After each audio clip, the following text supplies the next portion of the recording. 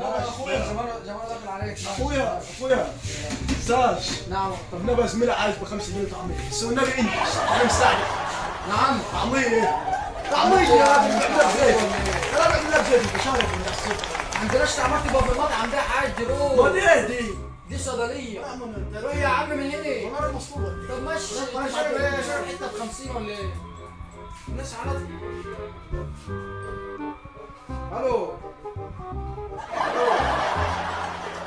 يا ام محمد. ماشي.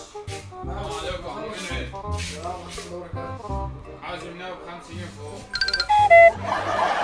هو انتوا في حاجة يا ابني ولا ايه؟ ايه بس يا باشا؟ ده في واحد لسه ماشي قايل لك 5 جنيه طعمية ب 5 جنيه فول، انا كاتب على صيدلية بره. ما ينفعش الكلام ده يا عم حاج، ما عندناش يا عم روح.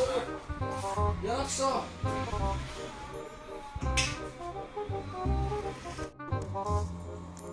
السلام عليكم. السلام ورحمة الله وبركاته.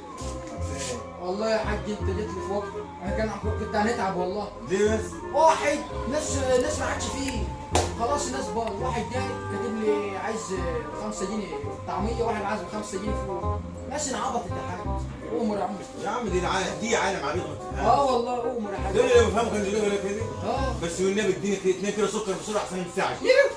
كده سكر مين يا حاج؟ انت يا حاج، يا حاج ما ينفعش كده والله.